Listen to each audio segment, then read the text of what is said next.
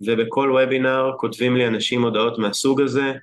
פנה אליי אבא, הוא שאל אותי לפני הוובינר אם זה יעזור לו, עם הבת שלו בת 5.5, היא כבר הרבה זמן בקושי והיא לא מוכנה לעשות קקי באסלה, והוא היה בוובינר הזה שהולך לעבור את התכנים, הוא עבר את התכנים שאתם הולכים לעבור, והוא כתב לי הודעה שבסופו של דבר אחרי 3 שבועות הם ממש הצליחו להתקדם, והכל בזכות הוובינר הזה, והמון הורים כותבים לי הודעות מהסוג הזה, שהדברים נפתרים מהר או מתקדמים מאוד מהר, אז תהיו איתי.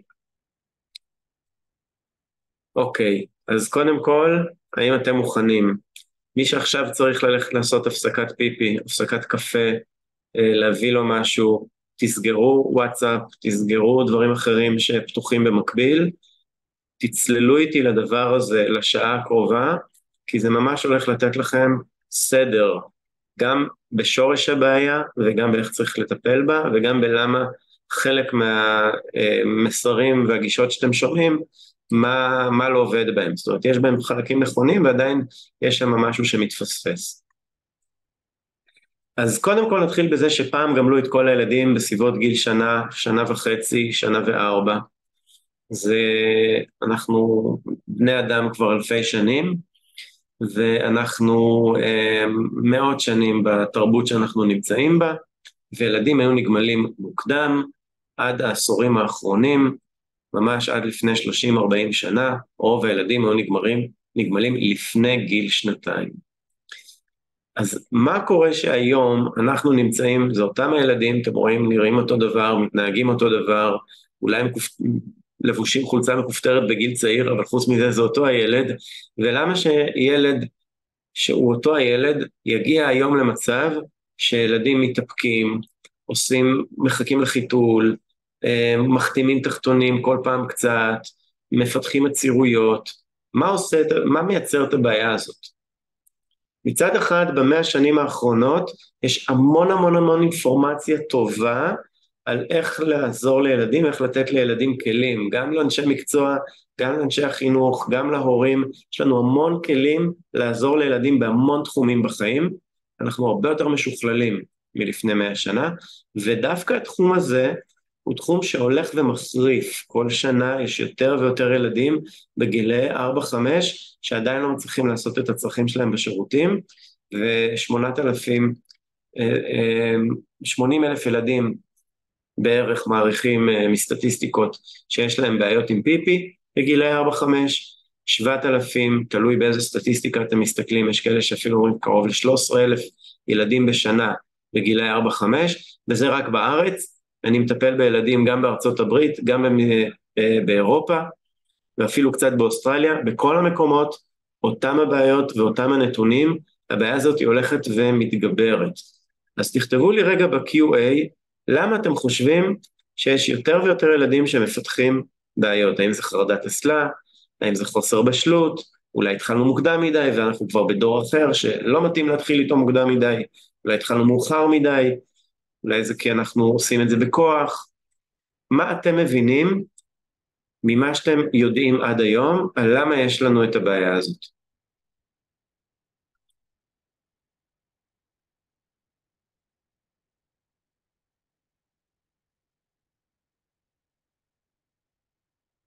אני אגיד לכם שוב, שכמה שאתם תכתבו יותר, אתם תהיו יותר אקטיביים, אתם תצליחו לקלוט יותר מהחומר. אני לא סתם מפעיל אתכם, אני עושה את זה כבר הרבה שנים, ואני יודע שככה אתם תצליחו להפנים הכי טוב את החומר.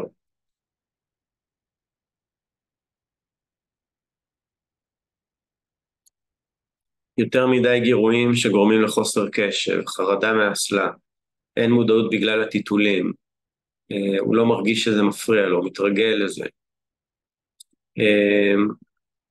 למה מה? למה ילדים פעם נגמלו יותר מוקדם, יותר בקלות, והיום יש יותר ויותר ילדים שגוררים גמילה עד גיל מאוחר ומפתחים קשיים בגמילה? זה מה ששאלתי. מאבקי כוח, יותר קל, יותר נוח.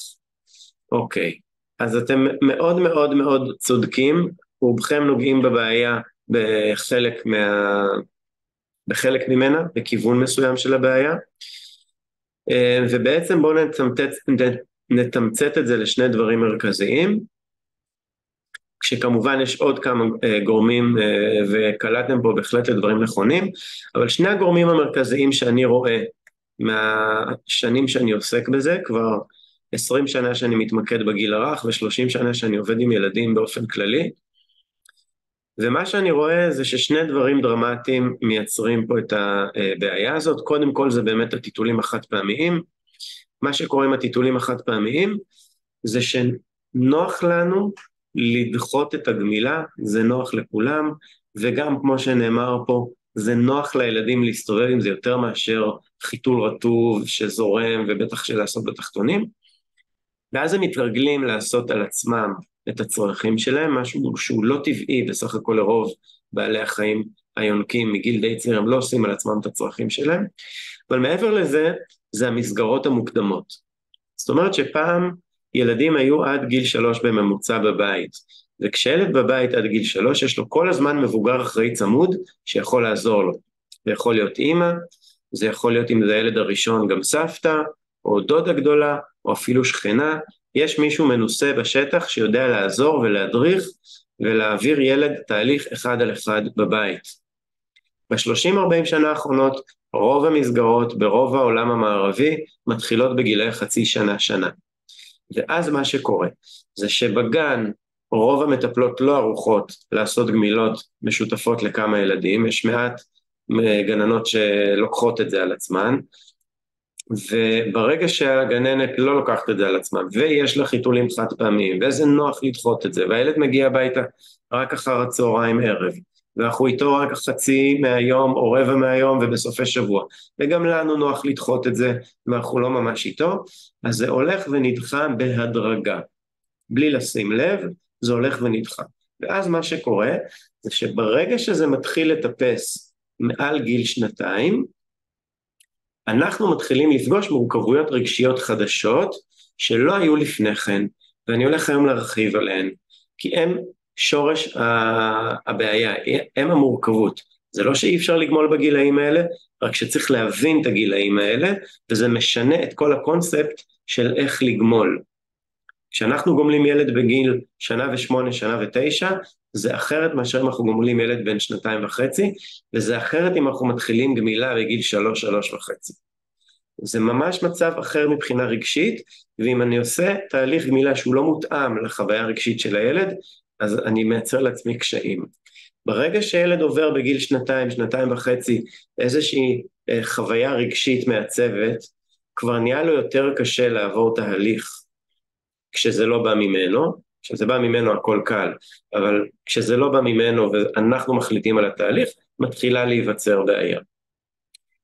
ואז מה שקורה זה שבאופן סטיחי אנחנו נכנסים ליותר ויותר מאוחר, נהיה לנו קשה, ואז גם מתחילה איזושהי אג'נדה פסיכולוגית, שיש אומרים, אני לא יודע, אבל יש אומרים, ושמעתי את זה מכמה מקורות, שהמחקרים שנעשו בתחום הזה על ידי פסיכולוגים מומנו על ידי חברות הטיטולים, כנראה פמפרס, שהייתה מחברת הטיטולים הראשונה בארצות הברית, ובעצם נהיית אג'נדה שאומרת, בואו נחכה עם זה, שהילד יגדל, שזה יבוא ממנו, כשהוא ירצה זה יהיה יותר קל, למה להיכנס לכל המאבקים הרגשיים האלה בטרם עת? ואז מתחיל כל הדיאלוג של מתי הילד בשל, מתי הוא לא בשל, האם הוא בשל, ואנחנו הולכים ומחכים, הרבה גננות מציעות לחכות ולחכות, וכשהוא יהיה בשל זה יהיה מהיר, ואז יש פה בעיה, מצד אחד זה נכון, עם הרבה ילדים, מהערכה שלי, מהעבודה שלי, בערך 20-30% מהילדים יהיו בשלים וזה יבוא מהם, הם יגידו שהם רוצים להוריד חיתול, וזה באמת יהיה קל. עכשיו, זה לא מעט, 20-30% מהילדים, זה לא הרוב, אבל זה לא מעט, זה המון ילדים, ואז זה מתעתע, כי זה נותן רוח גבית לגישה.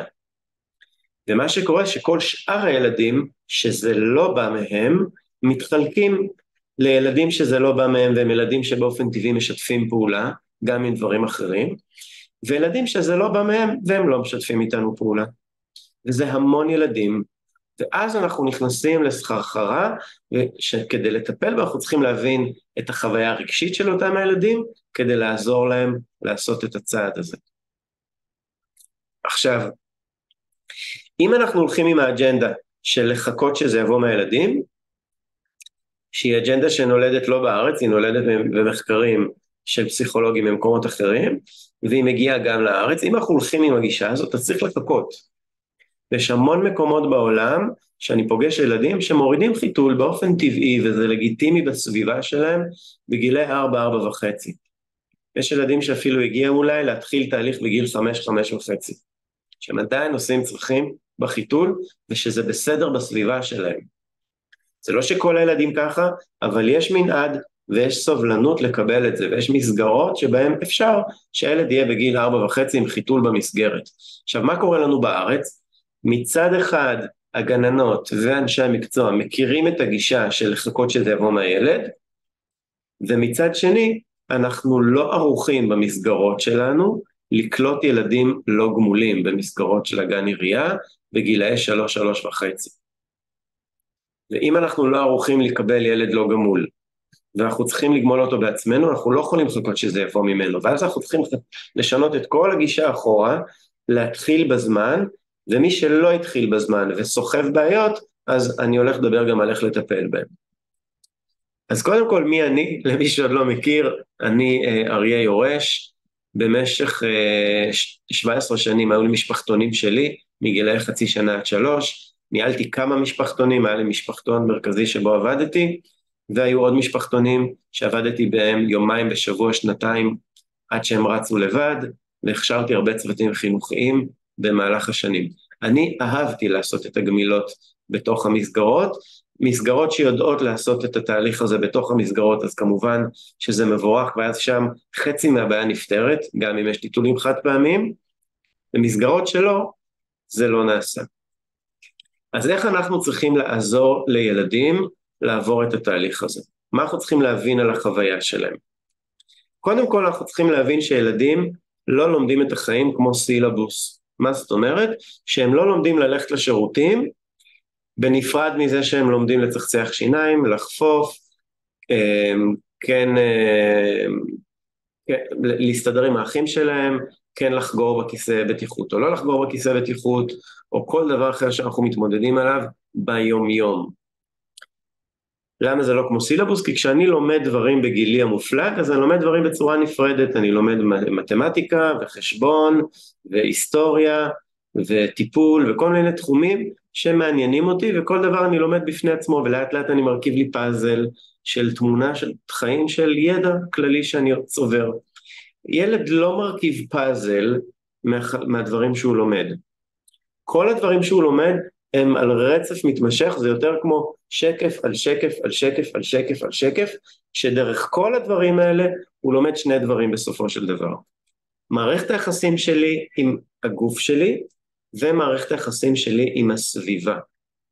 עכשיו, כשמשהו לא עובד לי טוב, שאני לא מצליח, שאני מתווכח כל יום על המקלחת ולא מצאנו פתרון איכותי לזה, או כשאני כל הזמן רב עם אחותי, או כשאני לא מבין למה פתאום יש גן ופתאום אין גן, או למה עכשיו אני חייב להיות עם אמא ואני לא יכול להיות עם אבא או הפוך, או כל דבר אחר שמתרחש לי בחיים בכל החוויות האלה, וכולנו יצורים רגשיים, בני אדם אנחנו יצורים רגשיים, אנחנו חווים את הדבר הזה לא שכלתנית, אנחנו חווים את זה ברגש, ואז כשמשהו לא מסתדר לי ברגש, ילד לא יכול לבוא ולהגיד לי, אמא, בואי, תעשי לך קפה, לי שוקו, רוצה לדבר איתך, בזמן האחרון, אני לא יודע מה קורה, הגננת יותר עצבנית, אני לא יודע למה, אבל בזמן האחרון יותר עצבנית, או נראה לי שאבא חוזר בזמן האחרון יותר עייף מהעבודה. זה לא קורה.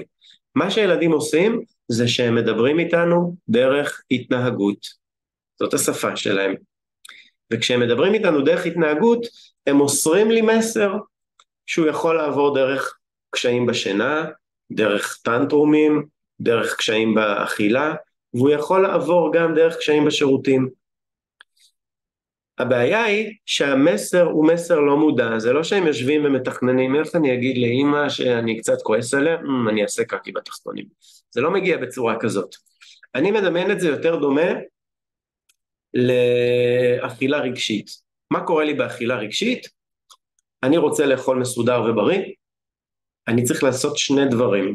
קודם כל אני צריך לעבוד עם המודעות שלי, נכון? צריך ללמוד איך אוכלים ומה בריא ומה לא בריא, ולעשות לי תפריטים, להבין את הגבולות שלי ומה קשה לי להתגבר עליו, אולי יש דברים שאני לא אכניס הביתה וכו'. אבל זה שאני עושה את זה לא מספיק, כי אני אוכל אכילה רגשית, זאת אומרת שרבתי עם בת הזוג שלי בבוקר, ואני עכשיו הולך סתם למקרר. ואימא שלי בבית חולים, ואני הולך עכשיו סתם למקרר. ומה שמפעיל אותי זה איזושהי מצוקה, שעושה לי חוסר שקט בגוף, שולחת אותי לאכול. עכשיו, אני לא במודעות, שאני אומר לעצמי, אני אוכל עכשיו, וזה יסדר לי את הבעיה. נכון? אבל אני כן במודעות, במובן שאני לא זומבי, אני יודע מה אני עושה, וזה איפשהו על התפר. זה לא שאני מתעורר אחרי שעה, ואני אומר, למה לא נעים לי בבטן? אני יודע שאכלתי, תוך כדי שאני אוכל, אני יודע שזה לא נעים לי, ואני אוכל יותר ממה שבא לי, ואני לא שולט בזה. מה שמנהל אותי זה איזושהי חוויה רגשית. עכשיו, אם אני רוצה לטפל בזה, אני חייב להיות מודע לחוויה הרגשית ולטפל בה.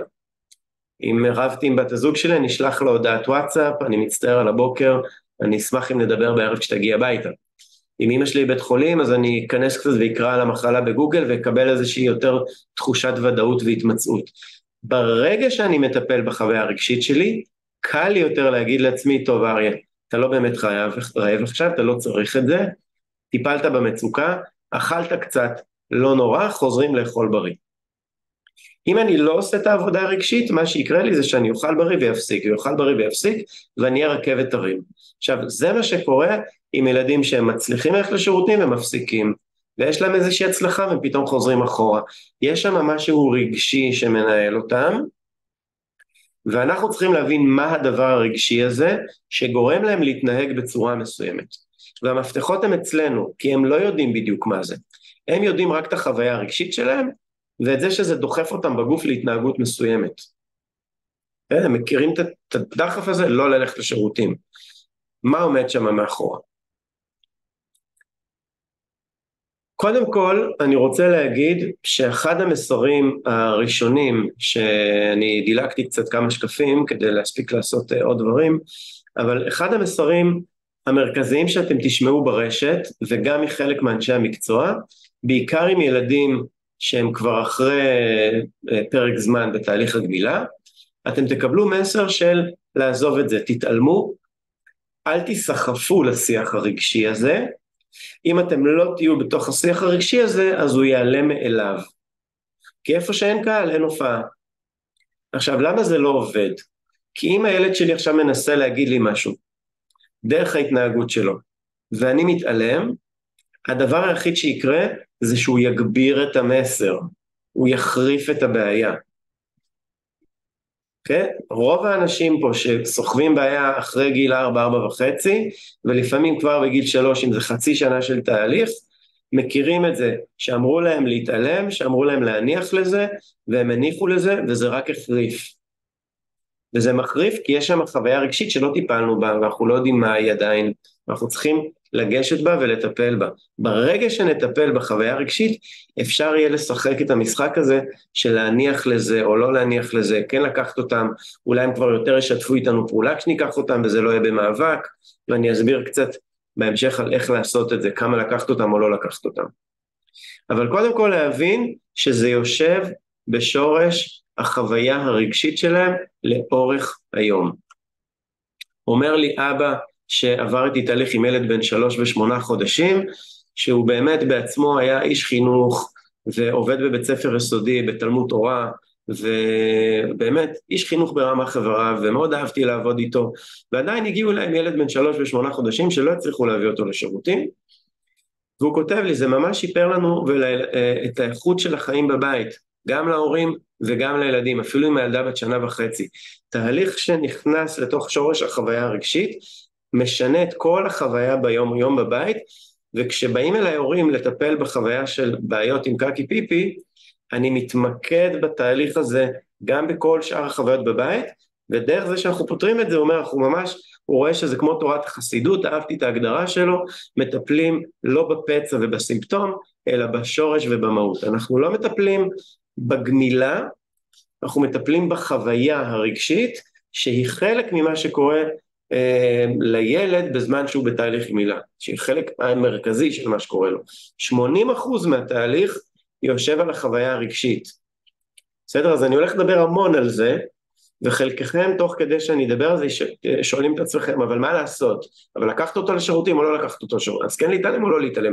אני אתייחס לזה בסוף, זה החלק היותר מורכב, כי אין בו תשובה אחת ברורה, אבל אני אסביר את מה אתם צריכים לחפש שם, ואיך לבחור את התשובה שנכונה לכם, אבל צריך להבין שזה 20% מההצלחה של תהליך.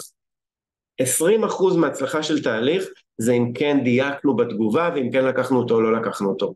80% בהצלחה של תהליך, זה להבין את השורש מאחורי הקושי, ולטפל בו רגשית לאורך היום. אז את זה כבר עשינו, זה הגנים שעבדתי בהם, ואני קופץ לשיטה שלי, ואיך אנחנו צריכים לעבוד איתה בעצם. קודם כל אני פיתחתי שיטה שאני קורא לה IEM, ראשי תיבות באנגלית, כי אני עובד גם עם מורים מחול, של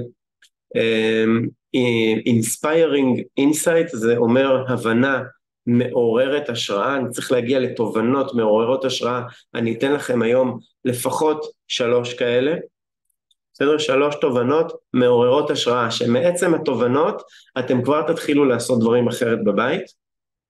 החלק השני היא זה experiencing empathy, זה אומר לחוות, אמפתיה זה אומר להתחבר בשפה פשוטה, אנחנו רוצים לחוות חיבור רגשי לילדים שלנו, כשאנחנו מרגישים ריחוק וכעס וניכור, אין סיכוי להוביל אותם, ואנחנו כן צריכים גם להוביל אותם, ולא מספיק רק לתת להם את כל החיבוק וההבנה והחיבור, אנחנו צריכים לדעת להוביל אותם. מערכת היחסים שלנו עם הילדים שלנו היא לא מערכת יחסים סימטרית. אני כן חותר לזה שהיא תהיה מערכת יחסים הדדית, אבל לא סימטרית. אני המבוגר האחראי ואני צריך להוביל. העניין הוא שהמוח שלנו עובד בצורה כזאת, שאנחנו כל הזמן נמצאים באחד מ3 מודים שונים של תקשורת. 3. מוד אחד זה להיות בהבנה, בניסיון להבנה, מוד שני זה בניסיון לחיבור בתקשורת בינינו, ומוד שלישי זה בניסיון להוביל. כשאני בא לילד שלי עם מטרה שמובילה אותי בתקשורת בינינו, וזה להוביל אותו לאנשהו, ואני משתמש בשפה של חיבור והבנה, הוא מרגיש דיסוננס, הוא מרגיש שאני לא באמת, שאני שואל אותו שאלות כאילו של חיבור, אבל אני מנסה לכוון אותו לאנשהו, ואז המוח שלו לא מבין איפה הוא מרגיש מאוים ממש, ואז הוא מייצר או התעלמות או התנגדות. בסדר? זה או ממש להילחם בי, או להתעלם ממני. לא שומע אותי. הוא לא מתקשר איתי כי אני לא ברור לו. ולכן חלק מהשיטה של IEM זה לדעת להפריד בין 3 מצבי התקשורת האלה. כשאני בחיבור, אני רק בחיבור. אני לא מעניין אותי עכשיו מה יקרה ומה יהיה התוצאה.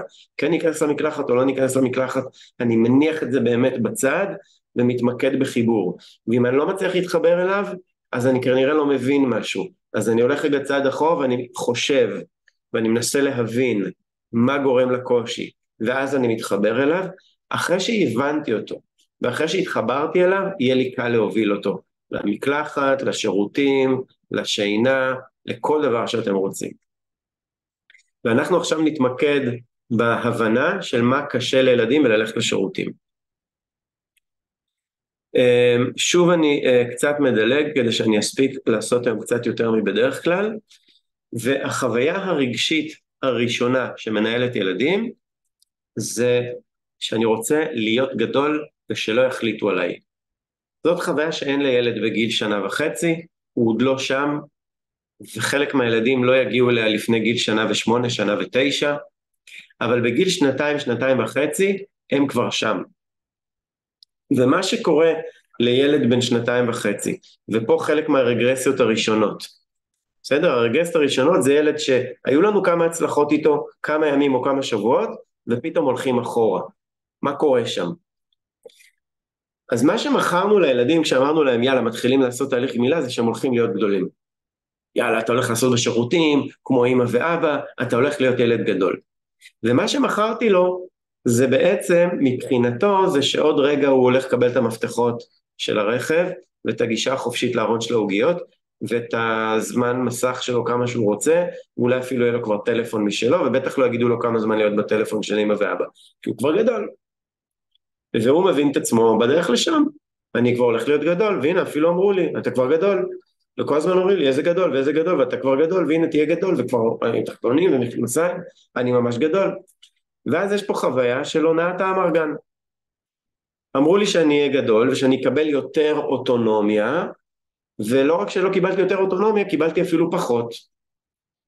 כי אני גם לא קיבלתי שום דבר חדש מבחינת העצמאות והיכולת בחירה שלי על דברים אחרים בעולם, וגם פה שעשיתי לפני כן איפה שאני רוצה ומתי שאני רוצה, פתאום אני צריך להתאפק ולהגיד מתי יש לי, ולהגיע לשירותים ושיעזרו לי להתנקות ולהפסיק משחק באמצע, ואם אני בגן אז, או אם בבית אם יש עוד ילדים אז אני אפסיק ואז ייקחו לי, אם אני אפסיק באמצע המסך אז התוכנית תתקדם בלעדיי, ואני לא רוצה להפסיק שום דבר עכשיו וללכת לשירותים.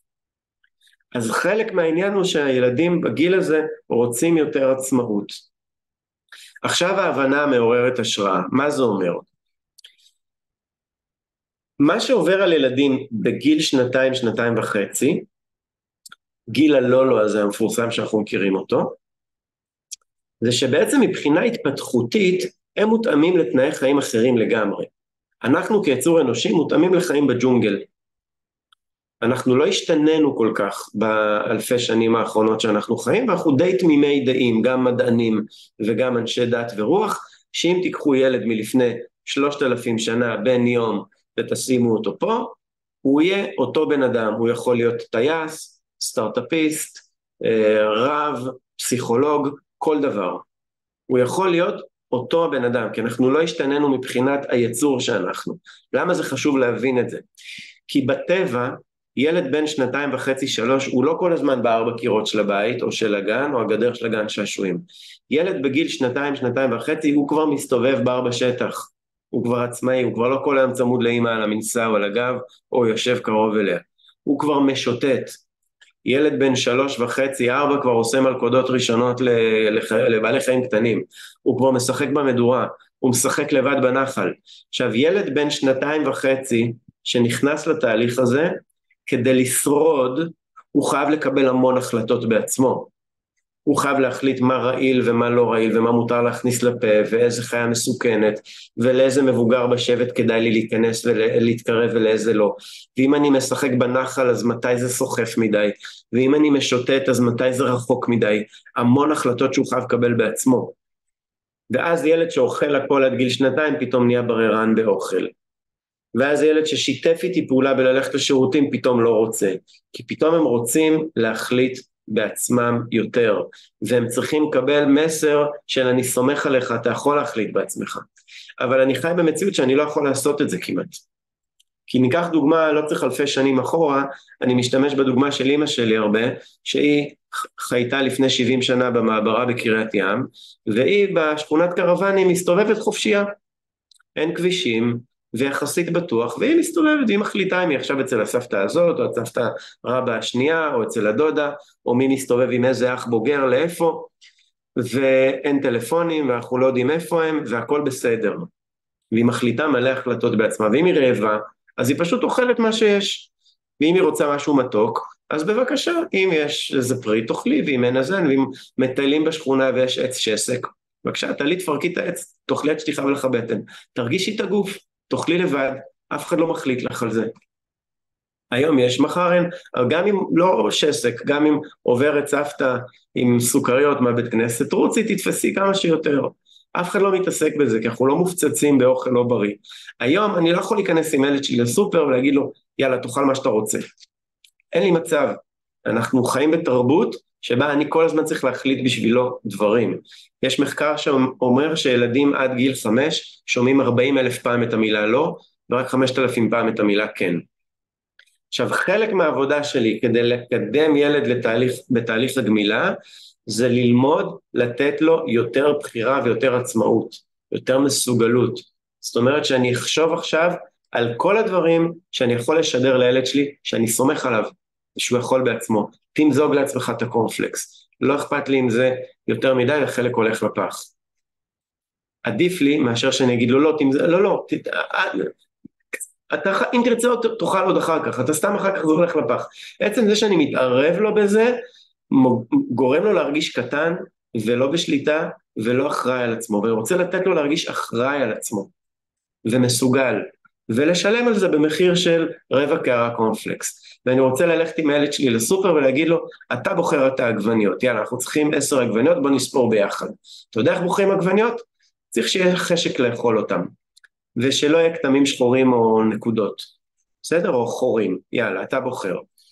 ואז אני סופר איתו 10 עגבניות, ואני לא מפריע לו, ואני לא מתקן אותו. גם אם הגעתי הביתה וזרקתי 3 עגבניות לפח, קניתי את החירות שלי במחיר 3 עגבניות. למה את החירות שלי? כי ככל שהילד שלי ירגיש יותר שאני סומך עליו, והוא יכול לבחור דברים, ככה הוא פחות יריב איתי על דברים שאני מחליט עליהם ובוחר בשבילו. כמו גם, בוא, עכשיו צריך ללכת לשירותים. בסדר, ואני אדבר על איך לעשות את זה מבחינת מינון וכמה. אבל זה דבר מאוד מאוד קריטי, לתת לילדים תחושה של עצמאים וגדולים. החוויה השנייה היא להישאר קטן ולא להיפרד.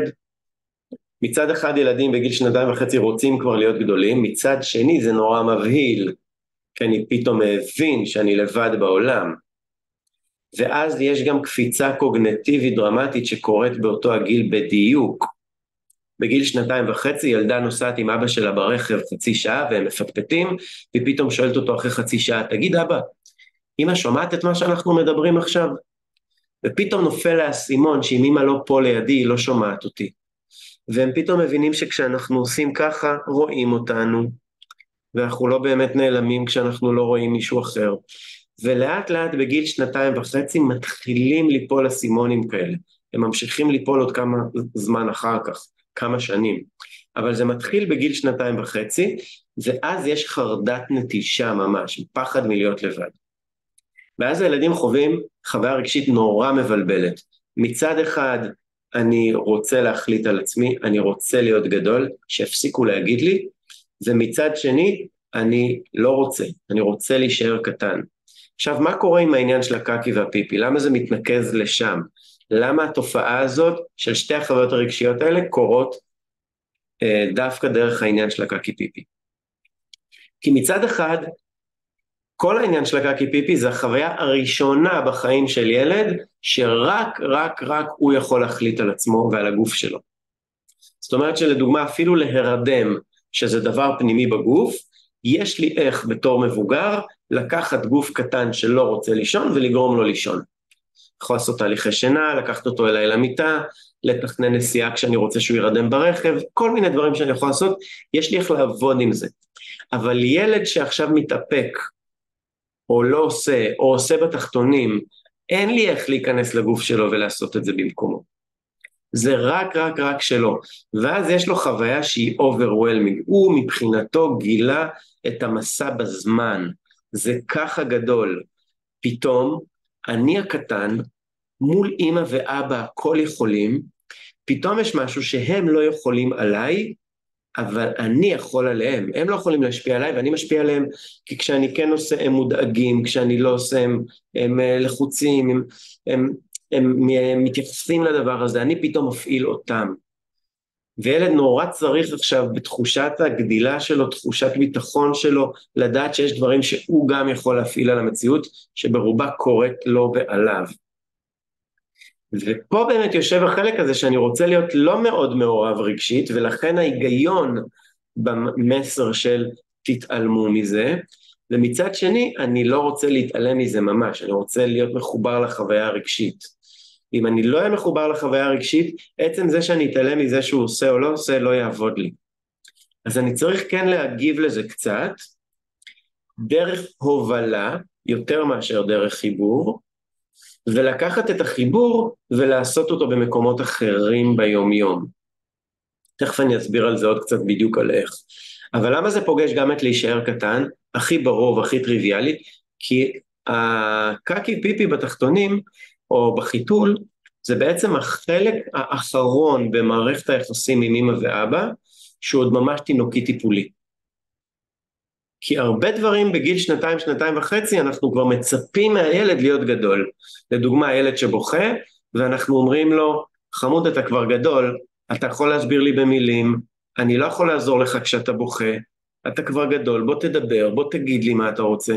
ואז אני דוחף אותו להיות גדול כשהוא רוצה להיות קטן, דווקא כשהוא בוכה, יש בו חלק שרוצה להיות קטן עכשיו, ולא רוצה, ולא מבין, ולא מסוגל, ולא יודע, ושיטפלו בי ושיעשו לי.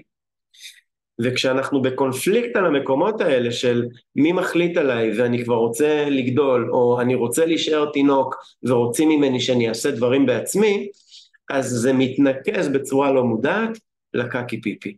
כי שם אני גם מחליט באופן בלעדי, ואני גם נשאר תינוק. ווין ווין סיטואשן.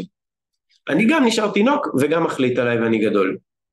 בעצם זה שאני מתאפק, עושה בתחתונים, מתעקש על החיתול וכל הדברים האלה. זה הרבה יותר חזק מחרדת אסלה. חרדת אסלה, חוץ מילדים שחוו איזה קקי נוראי שנורא כאב להם, וגם זה בדרך כלל קצר יחסית, כי הם ממשיכים לעשות בסופו של דבר וזה לא ממשיך לכאוב להם.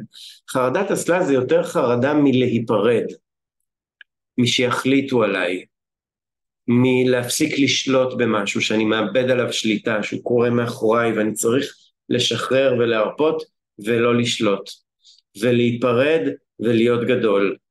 אלה הפחדים שמנהלים את מה שנראה לנו כלפי חוץ כמו חרדת אסלה. הפחד והקושי הוא הפחד והקושי מלהיפרד. אז מה אני עושה עם זה?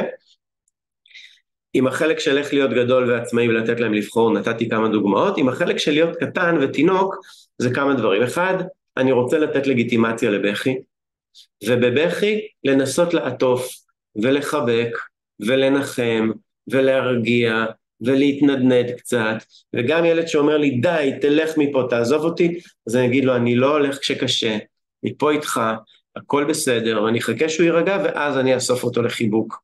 אני לא ממהר אותו להתגברות ולשכל ובוא תראה ובוא נחשוב ובוא נחליט ומה רצית ואולי ככה ואולי אחרת. אני לא רץ לפתרונות, אני קודם נותן לו להיות ילד קטן מתוסכל שעכשיו לא רוצה כלום. כמה זמן?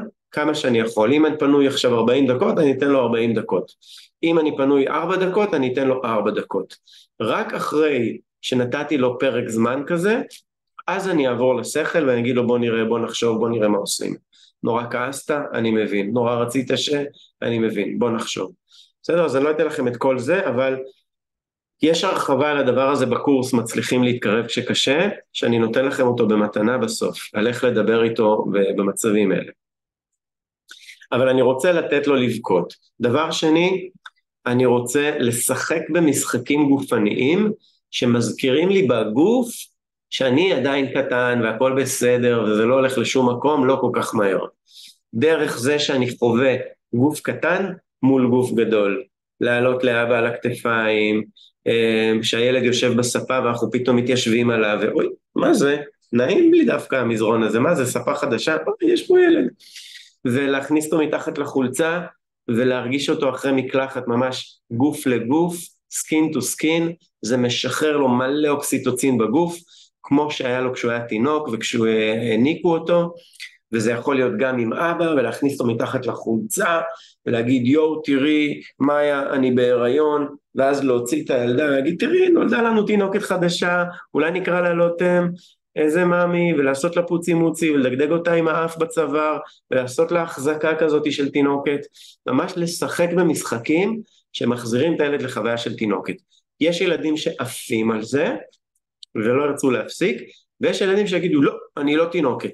סבבה, לא, מה פתאום, אתה לא תינוקת, תראי מה היה, קיבלנו מתנה חדשה, איזה מתנה מתוקה קיבלנו, אולי נקרא לה לוטם. ואני משאיר את החוויה הגופנית, אני משאיר את החוויה של לעטוף, של לחבק, של להדק בתוך השמיכה, משחק שאני עושה הרבה עם ילדים שקשה להם להיפרד מהקקי שלהם, אז אני עושה להם משחק שהוא עובד מצוין, אני פורס מגבת ארוכה אחרי מקלחת, אני משכיב אותם ראש בחוץ, רגליים בחוץ, ידיים בפנים, מגלגל אותם סביב עצמם מהודק, ואז מחזיק את המגבת בקצוות, ומרים מהר למעלה ונותן להם להתגלגל ולהיפלט על המזרון שלי. מה זה עושה? זה עושה כמה דברים, גם האחיזה החזקה הזאת, ושהגוף שלי מישהו אחר מנהל אותו ואני עכשיו כמו תינוק, סומך על מבוגר אחר, גם משהו שהוא קצת מבהיל, אבל יש מבוגר אחראי ששומר עליי ואני יכול לשחרר שליטה ולסמוך והכל בסדר. אז יש עוד מלא רעיונות ומלא משחקים, אבל תיקחו את זה לכיוון של משחקים גופניים, משחקים של קצת להיבהל אבל לסמוך על אמא או על אבא שמחזיקים אותי, שדואגים לי, ומשחקים מהסוג הזה נותנים תחושת ביטחון של אני עדיין תינוק. כל הדברים האלה אנחנו רוצים לעשות אותם מהבחינה הרגשית. מה אנחנו עושים? אמרתי שאני אתן שלוש תובנות, הנה התובנה השלישית. התובנה השלישית היא שילדים מסתובבים עם משוואה בראש של מבינים אותי שווה אוהבים אותי, לא מבינים אותי שווה לא אוהבים אותי, שווה אני לבד. ועוד הפעם זה מתקשר עם החוויה של תחושת הפרידה שבדיוק מתעצמת בגיל 2.5-3. אבל מה זה אומר מבינים אותי שווה אוהבים אותי? זה אומר שאני עכשיו רוצה שוקולד, כבר פעם חמישית היום, ולא בא לי לאכול, ומתחילים להסביר לי שאי אפשר וזה לא בריא, וכבר סיכמנו ואמרנו שרק עוד 2 פרקים ואז הולכים להתקלח, ואני נורא רוצה עוד פרק ועוד פרק ועוד פרק. עכשיו כשמסבירים לי, אז אני מרגיש לא מובן, כי מתחילים להתעסק איתי בלהסביר לי במקום בלהבין אותי, ואני עכשיו בציר של תקשורת הבנה ואני מרגיש לא מובן, או שאני בכלל לא מבין על מה התקשורת, כי מנסים להסביר לי משהו ולהוביל אותי בכלל, ואמא ואבא בתקשורת של הובלה, ואני עכשיו מרגיש לא מובן, ואז גם מנותק ולא מחובר. אז קודם כל אני רוצה להרגיש מובן, וזה יקרה אתה נורא כועס, נורא רצית, זה נורא קשה לוותר, יו זה נורא טעים, רק שוקולד, והלוואי שיכולנו לאכול כל היום שוקולד, ושהיה שוקולד בריא, שיש בו את כל אבות המזון, והלוואי שיכולנו לראות טלוויזיה בלי סוף, ושזה לא היה בעייתי, וזה לא היה מפריע לנו, ולא היינו מפסידים להתפתח בהמון דברים אחרים, וכו' וכו', להבין את הילד קודם כל, לפני שאני מסביר לו אותי. גם על החלק הזה, אני לא ארחיב עכשיו הרבה, יש לכם את זה בקורס, מצליחים להתקרב כשקשה. אז אלה כל הדברים הרגשיים הדומיננטיים שאני רוצה להתעסק איתם. עכשיו מה אני עושה בעצם עם לקחת אותם לשירותים או לא לקחת אותם לשירותים? קודם כל לפני שאני עובר לפרקטיקה של לקחת לשירותים, לא לקחת לשירותים, אני רוצה לשמוע מכם, דיברתי הרבה, קצת שאתם כאן עדיין איתי, שזה עושה לכם סדר, שזה מדבר את החוויה שלכם עם הילדים בבית, לפני השאלות של אז מה לעשות. בסדר?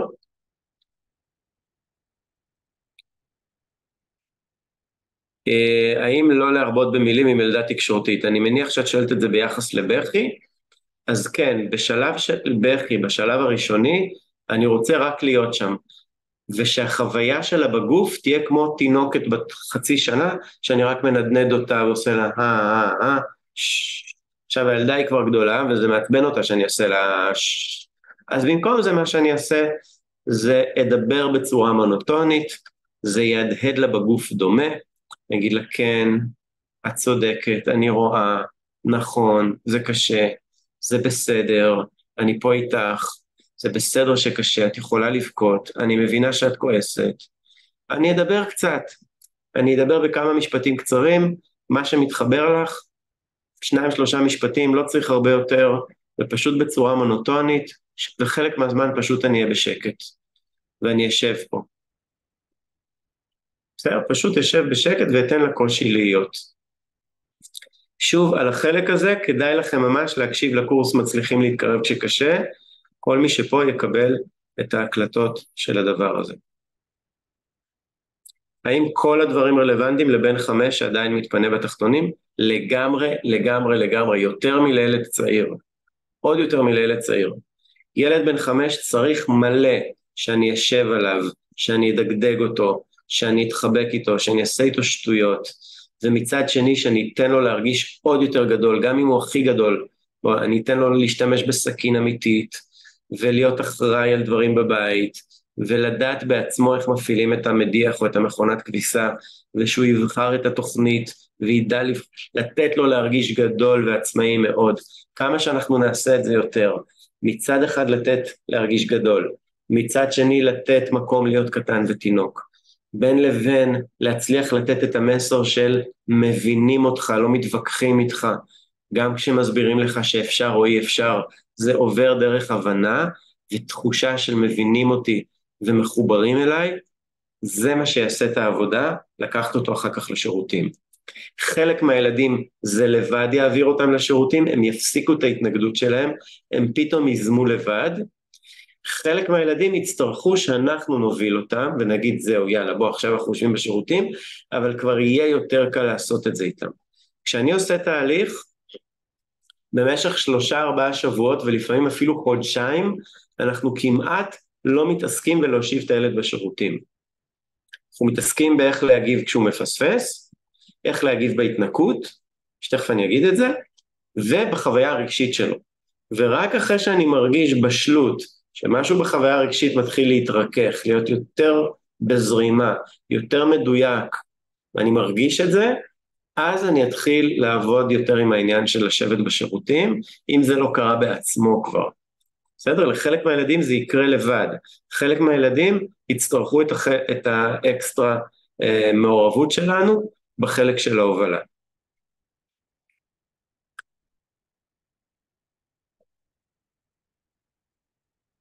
אוקיי, תודה, אני רואה שזה מדבר. יש פה גם שאלות שהן הרבה ואני לא אצליח להגיע לכולם. אני כבר הולך לענות על חלק מהדברים, כל מה שלא תישארו שוב. תשאלו שוב, תישארו עד הסוף, תשאלו שוב, אני לאט לאט אצליח להתייחס למה שאני אספיק היום, מה שלא תיצרו איתי קשר.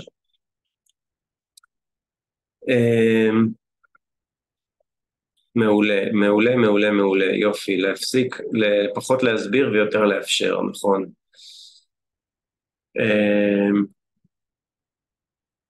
אוקיי, ילד שהוא בבית גמול לגמרי, אבל בגן לא מה לעשות, זה תלוי בהרבה שאלות שאני לא אצליח להיכנס לכולם היום. בגדול זה שבבית אני רוצה לעבוד על זה שהוא יהיה עצמאי, שאני אהיה לא מעורב בזה לחלוטין, שהוא ייזום, שהוא יתפשט, שהוא יתנקה, ממש להעביר אליו את האחריות, כי הוא לא יכול בגיל 2 להתנקות, אבל אני רוצה שהוא יהיה כמה שיותר אקטיבי, גם בהתנקות, תוציא לי מגבון, תחתוך לי נייר, כמה שהוא ירגיש יותר עצמאי, מסוגל להתפשט, מסוגל להתלבש, יש סיכוי שזה יעבוד גם בגן. דבר נוסף, זה שאני אקח אותו והתמודד איתו על הרבה מצבים, של לעשות את הצרכים שלו, לא רק בבית, לא רק עם אמא או לא רק עם אבא, לא רק לשנות לו את הסטינג בכל מיני צורות, במקומות ציבוריים, במקומות אחרים אצל המשפחה, כמה שאני אגוון את זה יותר מבבית, יש סיכוי שזה גם ילך לגן. חוץ מזה אני אגיע לגן ואני אבדוק שם איך נראה הסטינג של שירותים בגן, לפעמים יש גנים שפשוט הצעתי להורים להביא לשם ישבנון, כי הישבנון היה שבור או לא נוח, או הסלייטה שבורה ובכלל לא היה ישבנון, או שאני פתאום רואה שזה הדלת שם לא נסגרת, ולילד שלי לא נעים כשהדלת פתוחה, אני אבדוק מה יכול להיות שם, יש שם הרבה גורמים, בדרך כלל כשאני עושה תהליך עם משפחה, אז אני בעצמי גם מדבר עם הגננת בעניין.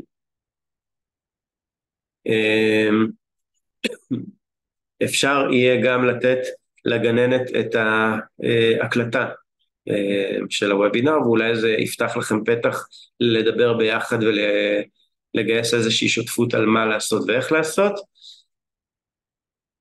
ואם זה גננת שפשוט יש לה איזושהי אג'נדה שזה מוקדם מדי, והוא צריך פשוט להחזיר חיתול, אז יש שם איזושהי מורכבות שצריך לנסות לראות איך פותרים אותה. יש כל מיני דרכים, אפשר לדבר על זה איתי. טוב, בואו נתחיל להיכנס לאיך לקחת אותם ומתי לקחת אותם. אני מחלק את כל התהליך של הפרידה מהחיתול מגיל 2 ואילך. בסדר? לפני גיל 2 זה אחרת, זה תהליך אחר. אבל מגיל 2 ואילך אני מחלק את כל התהליך של הפרידה מהחיתול ל5 תחנות. ובכל תחנה אני משתמש בגישה קצת אחרת. יש 2 גישות דומיננטיות מובילות בעולם המערבי. גישה אחת אומרת שכל התהליך של הפרידה מהחיתול הוא תהליך חינוכי. אני צריך להחליט, אני צריך להוביל, ילד שלא עושה בשירותים זה ילד שאין לו גבולות, שהוא לא יודע לשמוע לא, שהוא לא מתמודד טוב עם דחיית סיפוקים וכדומה. הגישה השנייה אומרת, שכל התהליך של הפרידה מהחיתול הוא תהליך התפתחותי, לא תהליך חינוכי, הוא יקרה לבד, אני צריך רק לא להפריע ולהגיב נכון לחוויות הרגשיות ולעודד את הילד לרצות להיות עצמאי ומסוגל ושיש לו מקום, אם נולד לו אח קטן, לעבוד על החוויה הרגשית שלו וכו'. שתי הגישות נכונות, שתיהן מפספסות חלקים ומדייקות חלקים, ולכן הבעיה המרכזית היא לדעת לתמרן ביניהן. כשאנחנו עושים תהליך, אז אני יכול תוך כדי ממש לקחת צעד לפה וצעד לפה, כשאני נותן לאנשים לעבור תהליך לבד, נותן לכם איזושהי מפה שתנסו לעבוד איתה, והיא עובדת אם תצליחו לדייק לעצמכם את התחנות שאני עכשיו מדבר עליהן. בסדר? אז תנסו רגע להיות מרוכזים ולהבין את התחנות. אני פורס את כל התהליך ל5 תחנות. תחנה ראשונה זה שילדים לומדים להתאפק. ברגע שאנחנו מורידים חיתול, דבר ראשון הם מתאפקים. מלעשות כל 20 דקות חצי שעה פיפי או 3-4 פעמים ביום קקי, הם פתאום מתחילים להתאפק. הם יכולים לעשות פיפי בהתחלה כשאני מוריד כל 20 דקות חצי שעה, ואחר כך כל שעה, 3/4 שעה, שעה וחצי, יש ילדים שגם 8 שעות מתאפקים לפיפי, הכל טוב. זה בסדר, לא להילחץ, לא לקחת באינטנסיביות, לא לקחת כל דקה, לא לקחת כל שעה, לתת לילדים קודם כל ללמוד להתאפק, ופחות להתערב ולקחת אותם, בתחילת התהליך. בתחילת התהליך אני רוצה לקחת ילד, רק או כשאני רואה שממש הוא מפספס, כשיוצא לו, סליחה, ממש כשאני רואה שיוצא לו, אז אני אגיד לו, יופי, הנה בוא, יש לך פיפי, בוא, אנחנו עושים את זה בסיר, או עושים את זה בשירותים, אני אפריע לו באמצע, אני אקח אותו, אני אפשיט אותו, אני לא אגיד לו בוא תוריד מכנסיים, בוא תוריד תחתונים, הוא כבר התחיל לעשות, אני אפשיט אותו, אני אהיה קצר וענייני, ואני אושיב אותו אם הוא ישתף פעולה. אם הוא לא ישתף פעולה, אני רק אגיד לו בוא, פה, אנחנו עושים קקי פיפי פה בשירותים, אני לא אושיב אותך בכוח, אתה תשב כשאתה תהיה מוכן. אבל בוא, פה, אנחנו כבר לא עושים בתחתונים. בתחילת התהליך, בסדר? בתחילת התהליך. אנחנו נוריד לו את הבגדים, לא נושיב אותו בכוח אם הוא לא משתף פעולה, ניקח אותו לשירותים רק כשהוא מפספס. לא מבעוד מועד, למעט 2-3 ביום. אנחנו רוצים קצת חוויות הצלחה, אז 2-3 ביום ננסה להושיב אותו כשאנחנו יודעים כבר שזה ממש בשל, וכשראינו שהוא מפספס כל כך וכך פעמים, כל כך וכך זמן, ואנחנו פחות או יותר מעריכים שעכשיו באמת הוא יישב ויצליח לעשות. כדאי להימנע ככל האפשר מישיבות סרק, מישיבות שלא קורה בהן כלום, ואחר כך אני עושה על עצמי. אז אני רוצה להניח לילד קודם כל להבין את הגוף שלו, ולהתחיל ללמוד להתאפק. התחנה השנייה זה שהוא לומד לשחרר. עכשיו לא אמרתי על הקקי, אבל ילדים יכולים בקקי להתאפק גם 3-4 ימים, וזה בסדר בתחילת הדרך, שיתאפקו. יתאפקו ובסוף יוציאו, הכל בסדר. גם אם זה יהיה קצת קשה. לא להיבהל מזה.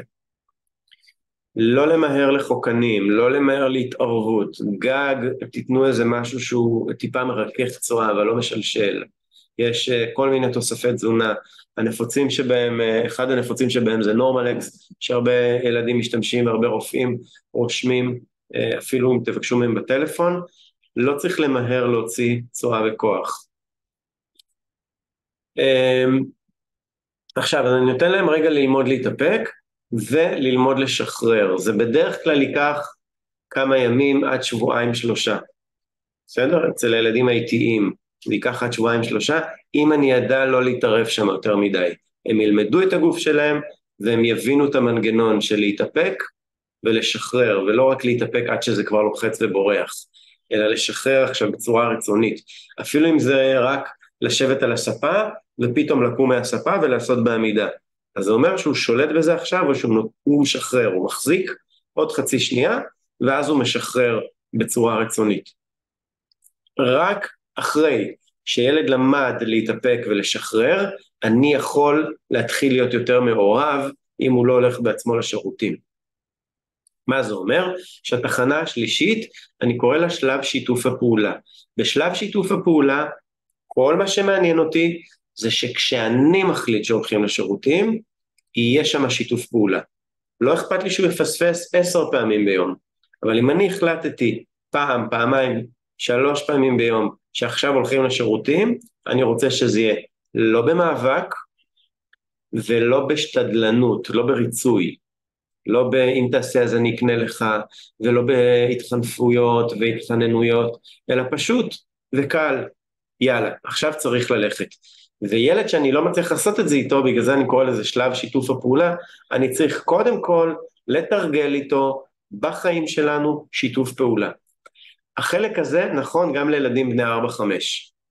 בסדר, ילד שהוא בחוסר שיתוף פעולה, אני קודם כל צריך להביא אותו לשיתוף פעולה, למצב שבו הוא מוכן לשבת, אפילו בלי לעשות, אם זה ילד בן 4-5 שהוא לא מצליח לעשות בכלל, לא בשירותים, אני צריך להגיע איתו למצב שהוא יהיה מוכן לשבת, ולא במאבק ולא בשתדלנות, גם אם זה פעם ביום. כמה? צריך לראות לפי הילד, ילד שמשתף יותר פעולה, אפשר לקחת אותו 2-3 ביום, ילד שמתקשה לשתף פעולה, אני אקח אותו גם אפילו פעם ביומיים, אבל כשאני מחליט, אני רוצה שזה יהיה בטוב, כשאני לא מצליח, רוב הפוקוס שלי על החוויה הרגשית ביום יום, וללמוד להגיע לשיתוף פעולה בדברים אחרים. ילד שהוא ממש עקשן, סביר להניח שהוא לא ילד שמשתף איתי פעולה בכל שאר הדברים בחיים שלו, ורק בזה הוא מתעקש. סביר להניח שהוא מתעקש בעוד דברים, שימו את הפוקוס על שיתוף פעולה ככותרת בחוויית חיים. ללמוד להגיע לשיתוף פעולה, ללמוד להגיע להחלטות כשהוא רוצה א' ואני רוצה ב', ללמוד להגיע להחלטות לא רק או בכוח של אני החלטתי וזהו, ולא בשתדלנות. אם תעשה אז תקבל, ואם לא תעשה אז לא תקבל, ולנסות לרצות אותו ותנאים, אלא להגיע לשיתוף פעולה, ללמוד להגיע לשיתוף פעולה. זה פרק שלם בפני עצמו, על זה רוב ההדרכה שלי. כשאני עושה תהליך, זה יכול לקחת 2-3 רק ללמוד איך להגיע לשיתוף פעולה עם ילדים מאוד מאוד עקשנים. בסדר, אבל זה התהליך, בשלב חוסר שיתוף הפעולה, להגיע לשיתוף פעולה. אני לא מצפה שהוא ייזום, אני לא מצפה שהוא יעשה לפני הרגע האחרון, הוא יתאפק עד הרגע האחרון, זה מאוד טבעי לשלב הזה, ולכן לפעמים יברח ואני לא אספיק לקחת אותו בזמן, אבל האחריות היא עליי. ילד בן 4.5-5, אני אקח אותו מעט פעמים, ילד בן 2-3, אני אנסה לקחת אותו יותר פעמים, אני אנסה לקחת אותו 4-5 פעמים ביום. בסדר? לא יותר מדי, בכל מקרה. אנחנו לא רוצים שזה יהפוך להיות משהו במאבק, אבל כשילד בשלב שיתוף הפעולה, זה אומר שהאחריות היא עליי. הוא עוד לא יוזם, הוא לא אמור ליזום. ואז ילד בן 2 שבבית, אני צריך לקחת אותו, כי הוא עוד לא יודע לבד, ובגן הגננת רואה שהוא כל היום מפספס, היא אומרת לי, הוא לא בשל, זה לא שהוא לא בשל, הוא פשוט בשלב הזה של שיתוף הפעולה, הוא עדיין לא יוזם, אבל הוא בשל מאוד, כי הוא משתף פעולה, כי בבית הוא עושה בשירותים כשאני לוקחת אותו. אז לאט לאט הוא יהיה גם בשל ויעבור לשלב של העצמאות, והוא גם ייזום, ואין לי שום בעיה כרגע שהוא לא יוזם, כי אני בשלב שיתוף הפעולה. איך אני מאפיין את שלב שיתוף הפעולה? או בהתנגדות, זה אומר שהוא לא משתף פעולה, או שהוא מסכים, אבל הוא עדיין נורא תלוי בי, הוא עוד לא יוזם. השלב הרביעי זה שלב היוזמה, שלב העצמאות. בשלב הזה ילדים כבר רוצים לעשות בשירותים, מיוזמתם, ועדיין הם מפספסים. הם מפספסים כי הם עדיין הולכים ברגע האחרון. ילדים לאורך זמן עד גיל 4-5, לפעמים גם עד גיל 7, הולכים לשירותים ברגע האחרון. וכשילד הולך לשירותים ברגע האחרון, הוא מכיר את המנגנון, הוא מבין מה זה להתאפק, ובסוף להגיע לשירותים ולשחרר, ולפעמים נדמה לו שהוא יכול להתאפק עוד קצת, כי הוא באמצע משהו שלא בא לו להפסיק, או כי הוא לא מרוכז והוא לא שם לב, והופ, ברח לו. לא ברח לו כי הוא בחוסר שיתוף פעולה, ברח לו כי הוא עדיין לא שולט בזה לגמרי, והוא לא עצמאי לחלוטין, אבל הוא כבר בשלב העצמאות, הוא רוכש עצמאות, והוא כבר יוזם. מספיק שילד יוזם בעצמו 40-50%, ואת השאר הוא מפספס, אני אפסיק לקחת אותו. מפסיק לקחת אותו שיפספס, כי הוא לומד מהפספוסים האלה, מתי זה בדיוק הרגע האחרון, ואם הוא כן יוזם 40-50%, מבחינתי הוא בדרך לעצמאות, ואני צריך לקחת צעד אחורה, ולהפסיק להיות מעורב. ואני צריך להיות עם אצבע על הדופק, אם הוא יורד, כי הוא מאבד אמון בעצמו, אז אני אחזיר אותו, ואני לוקח עוד פעם את המושכות, ואני קצת יוביל אותו, ואני אקח אותו 3-4 פעמים ביום. ואם הוא מתחיל ליזום, אני עוד הפעם עוזב, וזה המשחק בין להיות מעורב ללא להיות מעורב. ככל שהילד יוזם יותר, ככה אני מעורב פחות. השלב החמישי והאחרון פחות מעניין אותנו, הוא השלב שבו ילד כבר מנהל את זה באופן מוחלט, זה בדרך כלל קורה לקראת כיתה א', וכבר לא צריך להגיד לו בכלל, וכבר אין לו פספוסים בכלל, והוא יודע גם לא ללכת ברגע האחרון, אלא מתכנן את זה והולך כדי שזה לא יפריע לו אחר כך, ואלה דברים שמגיעים בגיל מאוחר יותר, הם פחות חשובים לעכשיו. מה שחשוב להבין זה שזה עדיין לא השלב, ולכן אין מה לקדם אותו, אלא רק להיות בכאן ובעכשיו, ולהבין שילדים ילכו ברגע האחרון, לשחק את המשחק של לשחרר להם לפספס, ולהגיב רק לפספוס. אם אני שם ואני רואה שהוא מפספס, אז אני לא משחרר, אני לא רוצה מעיניים, טוב יאללה שיעשה על עצמו. אם אני שם ואני רואה את הפספוס, אני מפריע. אומר בוא, יש לך קקי פיפי, בוא, מהמם, בוא, אנחנו עושים את זה בשירותים, לא כאן, אבל אני לא לוקח אותו מבעוד מועד. בסדר? אז אני משחק את המשחק הזה של בין רק להגיב לפספוס, לבין לקחת אותו ביוזמתי מבעוד מועד מעט, וביחס לבאיזה שלב הוא נמצא ובאיזה גיל הוא נמצא. מקווה שזה היה ברור מספיק, ושיש לכם עכשיו מספיק כלים לעבוד איתם,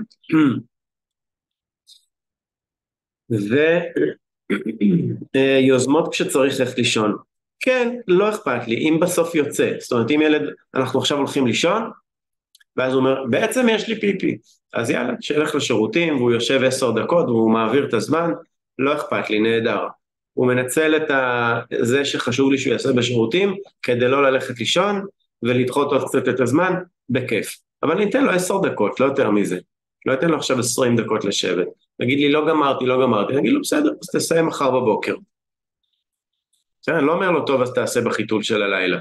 אומר לו, טוב, אז תעשה מחר בבוקר, זהו, נגמר הזמן. ואם הוא חוזר וקם עוד פעם, נגיד שהוא הלך וישב 2 דקות, ואז הוא רוצה לקום עוד פעם. אני מאפשר לו לקום גם עוד פעם, פעמיים, לא יותר. בפעם השנייה אני אומר לו, תשים לב שאתה עושה הכל, כי זו פעם אחרונה. בפעם השלישית, אני אגיד לו, זהו, לא, תשפור את זה לבוקר, תעשה בבוקר. בסדר? אז פעמיים אני נותן לילד ליזום. האם זה נחשב שלב העצמאות? אם זה רק זה, כמו שאמרתי, שלב העצמאות אומר ליזום לפחות 40-50%. אם זה רק זה וכל שאר היום הוא לא יוזם בכלל, אז הוא עדיין בשלב שיתוף הפעולה, ואנחנו צריכים לקחת אותו.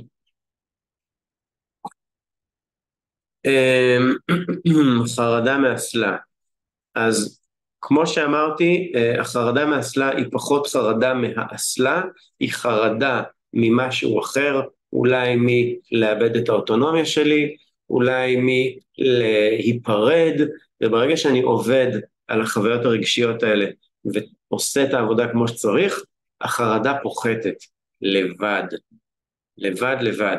וכל מה שאני צריך לעשות שם, זה לעבוד על שיתוף פעולה, ולהגיד בוא נשב פעם ביום, אפילו אם לא יצא כלום. העיקר נתרגל לשבת. הגוף שלך צריך להתרגל. אם אני אומר את זה וילד ממש בהתנגדות, זה כי לא עשיתי את העבודה הרגשית. אם אני עושה את העבודה הרגשית טוב, אז הוא יסכים איתי לשבת, ולא לעשות כלום. ואז אנחנו מתחילים מלשבת, ועוד פעם לשבת, ולאט לאט הוא כבר יעבור ללשבת ולעשות, וכמובן שמי שרוצה לעשות איתי את כל התהליך, או במרכז שלי עם המטפלות שעובדות איתנו במרכז, מוזמן ליצור איתי קשר. אז כמו שאמרתי, אני לא מוכר פה עכשיו את התהליך, לא הרגיש לי נכון היום לעבור לשלב הזה של המחירה, אבל כל מי שרוצה לעשות איתי תהליך, שיכתוב לי לטלפון, שמתי את הטלפון שלי בצ'אט,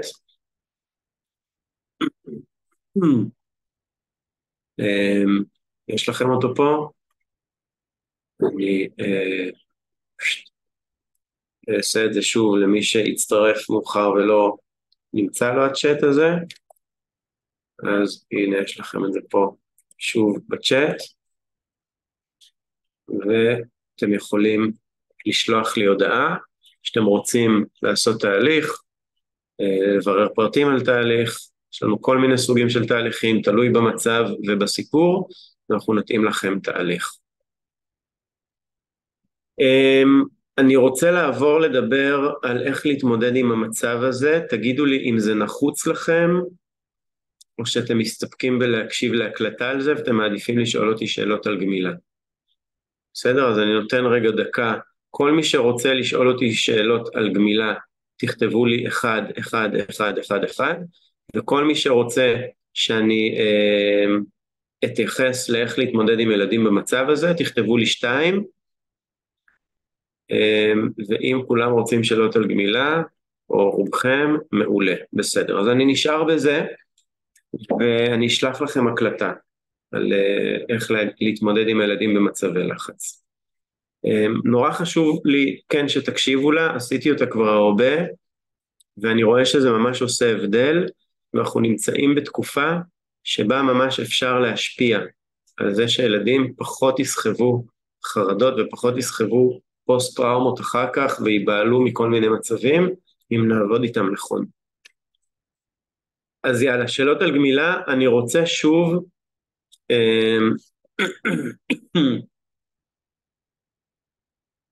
אני לא יודע אם אני אספיק לענות לכולם, בסדר? כי יש דברים שאי אפשר לשאול שאלה ואני ככה שולף תשובה שהיא אוטומטית, אני צריך קצת לחקור את מה קורה, אז בואו נתחיל, פשוט תכתבו לי שוב, למרות שכבר כתבתם לי כי יש פה המון שאלות, תכתבו לי שוב ואני אנסה שהיא מתאפקת ולא רוצה ללכת לשירותים, תכתבי לי אורלי באיזה גיל, תכתבו לי כשאתם כותבים לי שאלה, כמה שיותר פרטים שיעזרו לי לדייק לכם את התשובה. גיל, כמה זמן אתם בתהליך, בסדר? היו פעמיים שהיא עשתה, התחיל לפספס, החזרנו חיתול.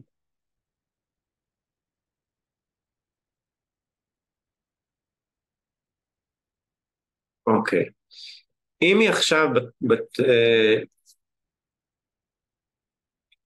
באופן אידיאלי, לא הייתי מחזיר, אני עונה ליעל, לא הייתי מחזיר עכשיו חיתול, לא הייתי מוריד עכשיו חיתול, הייתי נשאר עם החיתול, מחכה קצת, נכנס לשגרה, ואז מתחיל גמילה מחדש. אני צריך לקחת בחשבון שכשאני אעשה גמילה, אני צריך כמה ימים בבית, ואנחנו הולכים עכשיו לפרק זמן שלא יהיו בו חופשות, ואני לא מנצל את הזמן הזה שאני בבית, כי אני עכשיו בזמן שהוא לא בשגרה, ואני בבית בצורה שיש בה הרבה מתח. ולכן, מה שאני אעשה, אם המצב הוא מאפשר, זה תלוי בגן, איך הגן מקבל את זה, אם המצב הוא מאפשר, אני נשאר עם חיתול עכשיו, עד שאני חוזר לשגרה, ואז אני מתחיל תהליך מסודר. כשאני אתחיל תהליך מסודר, אז צריך להיות בלי חיתול, ולתת המון תחושת ביטחון ועצמאות ומסוגלות, ושאני סומך. כשאני סומך זה אומר שאני לא שם חיתול כשאני יוצא מהבית. שעדיף לי שהיא תפספס בגן שעשועים, או במסעדה, או אצל סבא וסבתא, מאשר שיהיה לה פעם כן חיתול, פעם לא חיתול, כי היא לא תצליח להיגמל ככה, זה יבלבל אותה. היא לא מבינה מה היא אמורה לעשות. היא אמורה להתאפק, היא לא אמורה להתאפק, היא אמורה לשחרר, היא לא אמורה לשחרר, איפה היא אמורה? נורא מבלבל. בסדר, זה תהליך מורכב לילדים. אז אני מתמקד בחוויה הרגשית, מכין את הקרקע, משאיר חיתול, ומתחיל שוב כשאני מרגיש בשלות. בשלות אגב היא בעיקר בשלות שלנו, כשאנחנו מרגישים שאנחנו פנויים לזה, והיא לא חצי אצל סבתא, חצי בגן, חצי איתנו, ואין מספיק עם מה לעבוד. בסדר? אם המציאות היא כזאת, שיש מלא זגזוגים, אני הייתי אפילו חכה עד חנוכה.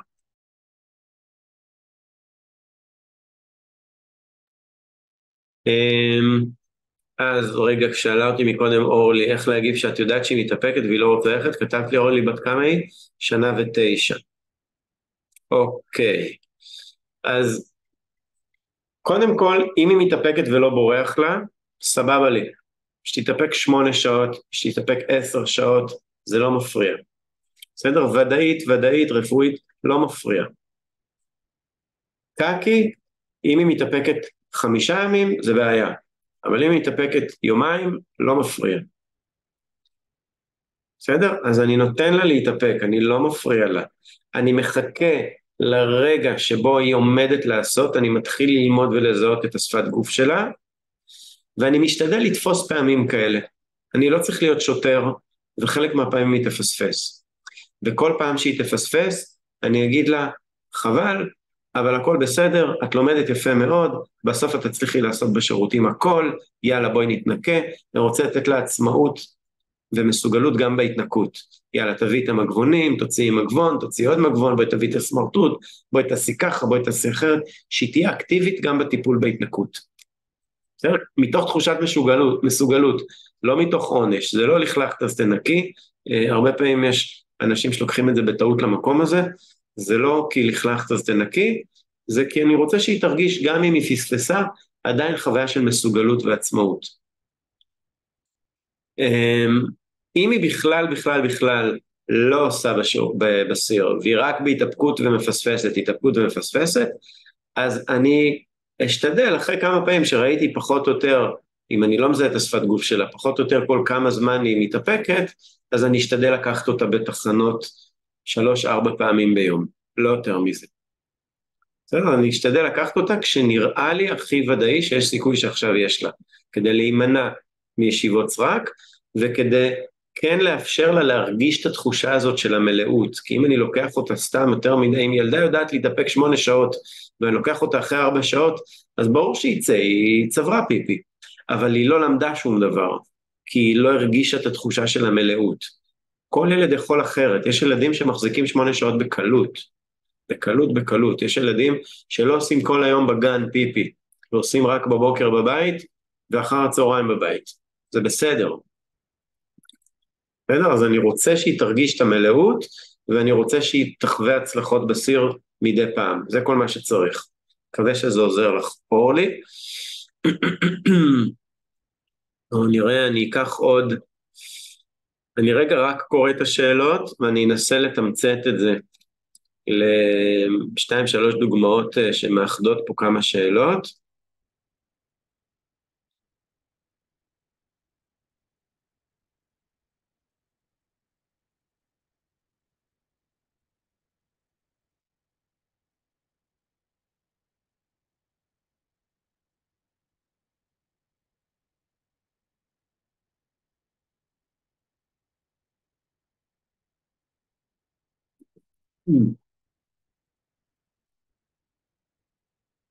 אוקיי, כל הילדים שיש להם קושי עם הקקי, אז אין לי מה להגיד לכם למחר בבוקר מבחינת ההתמודדות עם הקקי. בסדר, כל הילדים בני 3+, שהם כבר חצי שנה בתהליך ומעלה. בסדר, בואו אולי נעשה רגע הפרדה יותר מדויקת. כל מי שהוא מגיל 3.5+, והוא בתהליך כבר קרוב לשנה ויותר, אני לא מתמודד מחר לקחת אותו לשירותים. בסדר, זה לא יעבוד. ילד שמתאפק, שיושב ולא יוצא לו, שכל הדברים האלה, תשחררו את זה. אנחנו עוזבים את זה, אנחנו מתמקדים בחוויות הרגשיות, גם סביב הפספוס אנחנו נותנים עצמאות ומסוגלות, זאת אומרת, בוא תתנקה, בוא תעזור לי, בוא תחזיק, בוא תעשה. ילדים שהם מסרבים לעצמאות, תכף אני אתייחס לזה, בסדר? אבל אני מתמקד בזה שלאט לאט תהיה יותר ויותר עצמאות, ואני משחררת להושיב באסלה כרגע. רק אחרי שאני רואה שריקחתי את כל החוויה סביב הדבר הזה, אני יכול להתחיל לעבוד עם להושיב. ברגע שאני אעבוד עם להושיב, זה נורא תלוי מי הילד. יש ילדים שאני אשב איתם כשאני רואה שיש להם, אם הם משתפים עם זה פעולה, ויש ילדים שאני יושב איתם פעם ביום, אפילו אם אין להם, רק בשביל להתרגל לשבת. כמו שאמרה פה אחת האימהות, כשילד עושה פיפי רק בעמידה, ואני מתחיל לתרגל איתו לעשות פיפי בישיבה. רק מתרגל את החוויה הזאת של לשבת ולהתרגל, לשבת עוד פעם ועוד פעם ועוד פעם, ולחזק, ולהגיד איזה יופי, ואתה כבר מצליח, ומהמם, ואיך אתה מלמד את הגוף שלך. בסוף אתה גם תצליח להוציא שם קקי, אל תדאג. ואני מוריד את הלחץ מזה, אני יודע, אני סומך עליך, הכל בסדר, בסוף אתה תדע, אל תדאג. ואני משחרר את המתח מלמה אתה לא מצליח, ומהשכנועים, ומהעבודה בזה. פשוט עוד הפעם ועוד הפעם ועוד הפעם לשבת, ולעבוד על החוויה הרגשית. אבל על השבט הזה הוא לא ממחר בבוקר, הוא רק אחרי שעשינו את התהליך הרגשי לפחות שבועיים שלושה. בסדר? אם אתם ממש על הגל, רוב הילדים זה יכול גם לקחת איתם, ילדים בני 4.5-5, זה יכול לקחת איתם גם חודשיים, עד שאנחנו נתחיל ממש לשבת איתם. בסדר? יש ילדים שלא, יש ילדים שזה יעבור להם, אבל תראו איך הוא מגיב לתהליך הרגשי. מה אמרתי שאני עוד אגיד? על ילד שלא רוצה עצמאות. ילד שלא רוצה עצמאות, זה כי הוא נורא רוצה להישאר תינוק, הוא נורא רוצה להישאר קטן, הוא נורא רוצה להישאר מטופל. אז אני נותן לו להרגיש קודם כל קטן במלא צורות אחרות, כמו שאמרנו בבכי, בחוויות הגופניות וכו'. אני אעזור לו להרגיש מסוגל בדברים שהוא כן משתף פעולה, בדברים שהוא שמח לעשות, כמו ילד שאני אומר לו יאללה תגרור את הכיסא תדליק את האור, במקום שאני אדליק לך את האור, או במקום שאני ארים אותך לכיסא לשטוף ידיים, יאללה תטפס בעצמך, במקום שאני ארים אותך לכיסא ברכב, תטפס בעצמך, או בוא תכוון את המים, או בוא תחתוך איתי סלט, או בוא תפעיל את המדיח, או את המכונת כביסה, בוא תשפוך את המרכך, כל מיני דברים שהוא ישמח לעשות, מגניב. ורק אחר כך, אחרי שנתתי לו מספיק חוויות של להיות תינוק, ואחרי שנתתי לו הרבה חוויות של מסוגלות, אני אתחיל לעבוד על העניין של המסוגלות במקומות שבהם הוא לא רוצה. ומה שאני אעשה שם, זה שילד שלא רוצה, הוא בעצם אומר לי, אני לא רוצה להיפרד. בסדר? ואז אם אני אומר לו, אתה כבר גדול, תעשה בעצמך, אני בעצם דוחק אותו לפינה, כי הוא לא רוצה להיפרד. ילד שעכשיו רוצה ללכת, שאני אקח אותו בידיים. בסדר? ואני אומר לו, אתה כבר גדול, תלך, יש לך רגליים, רצית לבוא לפה עם הבינבה, ואני לא יכול עכשיו לסחוב גם אותך וגם את הבינבה וגם את התיקים, אתה גדול, תלך. אני לא יכול, אתה כבר כבד לי. כל מיני דברים מהסוג הזה. לא טוב. כי זה בעצם לוחץ לו על הנקודה, שהוא לא רוצה להיות גדול, הוא רוצה להישאר תינוק. אז מה שאני אעשה במקום, זה ישב על הנקודה הזאת שהוא רוצה להרגיש ביחד ולא להיפרד. אז אני משתמש המון במילה יחד, כשאני מגיב לדבר הזה, אני אומר לו, יואו, אתה נורא אוהב את החוויה הזאת של היחד, ושאני לוקח אותך ושאתה בידיים, ושאני מאכיל אותך, ושאני מפשיט אותך, ושאני מנקה אותך, אתה נורא אוהב את החוויה הזאת של היחד, ושאני מטפל בך, ואנחנו עושים דברים, ואנחנו ביחד, מהמם, אני גם אוהב את זה, אני ממש אוהב את זה, יאללה בוא, אני אקח אותך בידיים עד לשם, ואז תלך איתי ביחד, ואתה תחזיק את זה ואני אחזיק את זה, או בוא תשב עליי, ואני אחבק אותך חזק חזק, ונספור עד 10 ביחד, ואז נלך ביחד, ואתה תחזיק את המפתחות של האוטו, ואתה תחזיק לי את המפתחות של הבית, ואתה תדליק לנו את האור כשנגיע, וכו'. נספור עד 10, עד כמה אתה רוצה שנספור? עד מיליון. יו, מה עד מיליון? אנחנו נשאר פה עד מחר. אתה רוצה שנספור פעמיים עד 10, אולי עד 20? פעמיים עד 20? זה 3, יאללה בוא, 3 פעמים עד 20. ואז אני סופר לאט, 3 פעמים עד 20, זה בסך הכל דקה, ובזמן הזה מחבק אותו חזק, חזק, חזק, חזק, הוא כבר מת שאני אעזוב אותו, ושהוא ילך בעצמו, ואז אני אגיד לו, יאללה, עכשיו בוא נלך ביחד, ובוא תעזור לי, ובוא תעשה, ובוא תיקח, ובוא תוביל. בסדר? אז גם אם אני עכשיו הוא רוצה שאני אאכיל אותו, אז יאללה, אתה אוהב את הכיף הזה שאנחנו אוכלים ביחד, ואני מאכיל אותך, בכיף, יאללה, תשים לי על הכפית, אני בא להאכיל. או ביס אתה, ביס אני. יאללה, אני אאכיל אותך, אתה תאכיל אותי. אני רוצה שהוא ירגיש אקטיבי, בתוך הפעולה שהוא מבקש ממני לעשות בשבילו, ושהוא לא יעציץ, ושאני מטפל בו. אני רוצה לקחת אותו מהתינוקות, ולהשאיר לו את החוויה. ולאט לאט לבד הוא כבר ייפרד גם מהחוויה הזאת, והוא יישאר בחוויות אחרות שבהן הוא מקבל את תחושת היחד. טוב,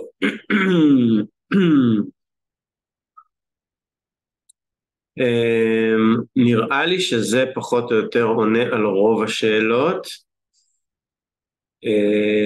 מי שעוד נשאר תקוע, תעשו בינתיים את הדברים שדיברתי עליהם, ואם אתם רוצים מעבר, תכתבו לי, ונראה איך אנחנו עוברים ביחד תהליך.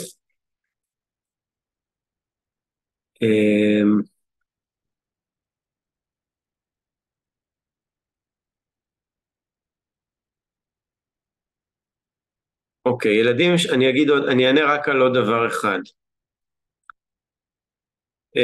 יעל, אני לא יודע למה התכוונתי בזגזוגים, אני לא זוכר ביחס למה אמרתי זגזוגים, יש הרבה דברים שיש בזגזוגים. לגבי החיתול.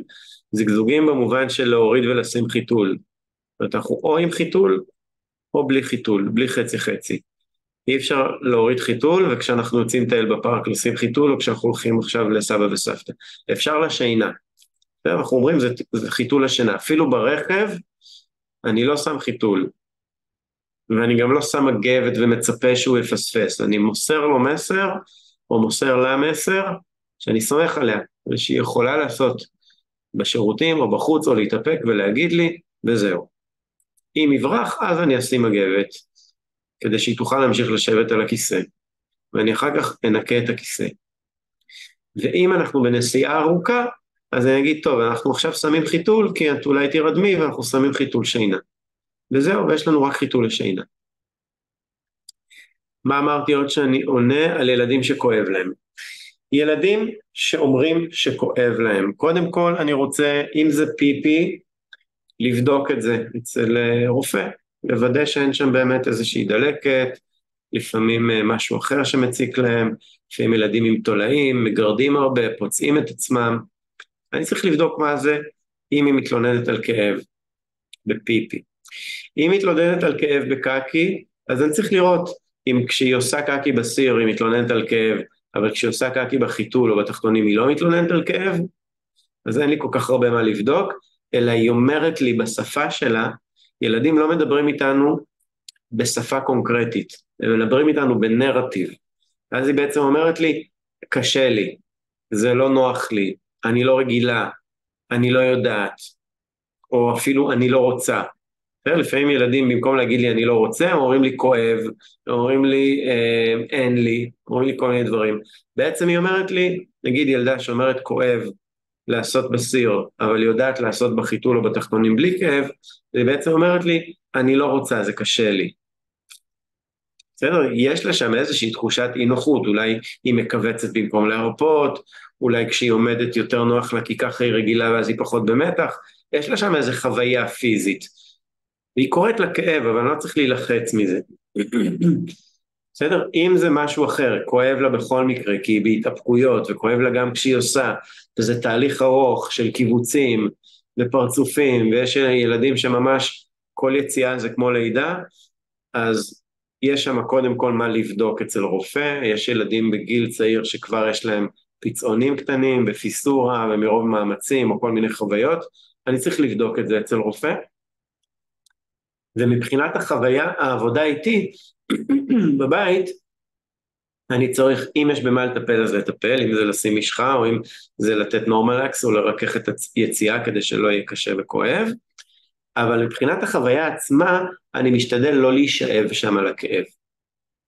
בסדר, אני מגיב לזה ברגוע. כן, אני יודע, הכל בסדר, הכל בסדר, אני פה איתך, את יכולה. אני לא נכנס שם לאובר אינגייג'מנט, כי כשאני נכנס שם לאובר מעורבות, אז הילד נצמד לכאב, הוא מתחיל להעצים את זה בעצמו, הוא מתחיל להזדהות עם הכאב הזה. ואני משתדל להיות, בסדר, כואב, אז את רוצה לשבת בצד, את רוצה לנוח, את רוצה לשתות כוס מים, את רוצה כרית חמה, צריך חיבוק, תתייחס לזה, אבל לא נשאב לזה. בסדר, מייצר תחושה של עסקים כרגיל, את בסופו של דבר תצליחי, אל תדאגי, זה הגוף שלך, את יודעת אותו הכי טוב. לא לנסות להיות יותר מדי מעורבים ומציעים, ואולי ככה ואולי אחרת, ובוא ואני אעזור לך. להשאיר להם לעבור את הדרך עם הגוף שלהם. זה נכון גם בגיל 2 וגם בגיל 5. בסדר? הם עוברים דרך עם הגוף שלהם, וילדים שמתלוננים על כאב, ובדקתי את זה, ועשיתי את מה שצריך מבחינה רפואית, וקשה להם עדיין, והם במצוקה, ליד מצוקה אנחנו צריכים לשדר ביטחון. בסדר, זה מה שהם צריכים מאיתנו. לא שנהיה יותר מדי מעורבים ונציע הצעות, כי אז הם מאמינים עוד יותר למצוקה שהיא אמורה להיות. הם צריכים לקבל תחושת ביטחון מאיתנו, שהכל בסדר, אין באמת צורך במצוקה הזאת, אפשר להשתחרר ממנה. לאט לאט, אל תדאגי, את תצליחי, את תרפי, בסוף תרגישי את הגוף שלך, וזה יצא בקלות, הכל בסדר. בסדר, ילד ששעה לפני שיוצא לו קקי, הוא יושב על הספה, הוא נשכב וכואב לו, והוא כזה, מחבק לי את הרגל, יש כל מיני מצבים שתתקלתי בהם, הדבר שהכי עוזר זה להיות רגוע ליד זה ולהגיד בסדר, כואבת לך בטן עכשיו, לא לחבר לה את זה לקקי, לא להגיד לה כי את לא עושה קקי כואבת לך בטן, לא להגיד לה כשתעשי קקי זה יעבור, אם בסדר, כואבת לך בטן, את יכולה לנוח, רוצה כוס מים, רוצה כרית חמה, רוצה חיבוק, שים לך קצת יד על הבטן, יאללה בואי, 5 דקות, 2 דקות, גם לא להישאב עכשיו לשבת איתם שעה ולהיות מנוטרלים. בסדר, פשוט בנונשלנט. ואם עכשיו יוצא, לא שעה שהיא פרוסה על המיטה, על הספה, עכשיו יוצא והיא צריכה תמיכה, אז אני כן אהיה לידה עכשיו, ניתן לה יד, גילה, הכל בסדר, יופי, משחררת, הכל בסדר, ולהרגיע כשיוצא. זהו לערב, לא דיברתי על לילות, כמו שאמרתי, מי שהשאיר לי טלפון בצ'אט, אז אני אכניס אותו לקבוצת הוואטסאפ, שבה אני מעדכן על דברים, שבה אני גם אשלח קישור להקלטות, או שאתם תקבלו, מי שרשם לי רוצה, בעצם תקבלו את זה ישירות למייל שלכם,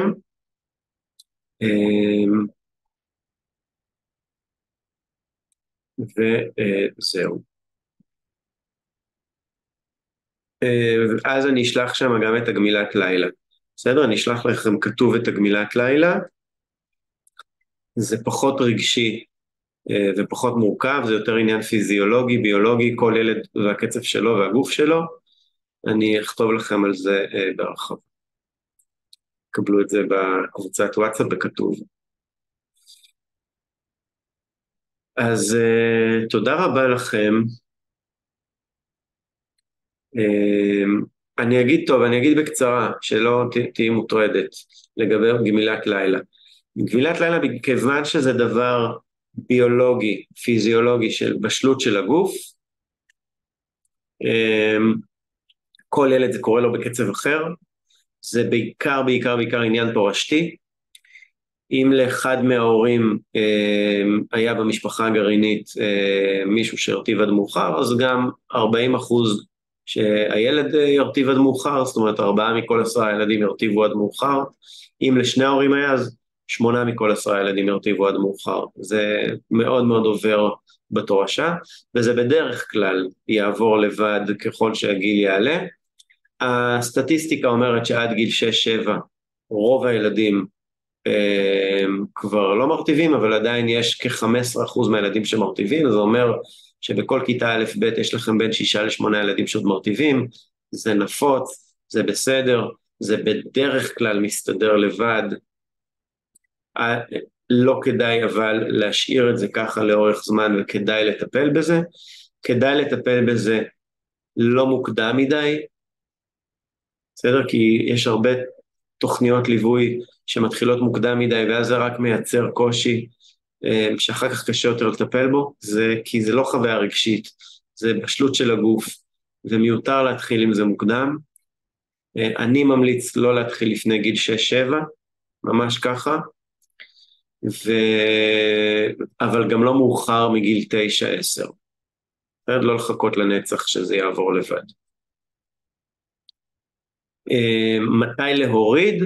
כשאנחנו רואים שהחיתול של הלילה יבש. כשהחיתול בבוקר יבש, או כשאני מעריך שאת הפיפי שלו הראשון הוא עושה ממש בבוקר, גם אם זה בחיתול, ואני שם לב שהחיתול שלו יבש רוב הלילה, אז אם הוא קם עם חיתול יבש בבוקר לפחות 5 בקרים ברציפות, זה הזמן להוריד חיתול, ולהתחיל להתמודד עם הרטבות לילה. זה לא אומר שזה יהיה הרמטי, כי הרטבת לילה יכולה גם להיות שבוע כן, שבוע לא, כמה שבועות כן, וכמה חודשים לא, יומיים ככה, 3 ימים ככה, זה בא והולך לפעמים, זה די טבעי, זה די בסדר, לא לרוץ לחפש צרות רגשיות כאלה ואחרות, פשוט להיערך עם הסדנית הפלא, או עם מה שעוזר לכם לספוג בצורה טובה. שיהיה לכם לילה טוב, אני מצטער לכל מי שנשאר עם שאלות פתוחות, השתדלתי לענות על הכל בצורה רחבה או במכנה משותף, מי שנשאר עם שאלות פתוחות, תכתבו לי, ובלי קשר מי שרוצה לעשות איזושהי הדרכה ולעבור תהליך ביחד, מוזמן לכתוב לי. לילה טוב, ושיהיו לנו ימים שקטים.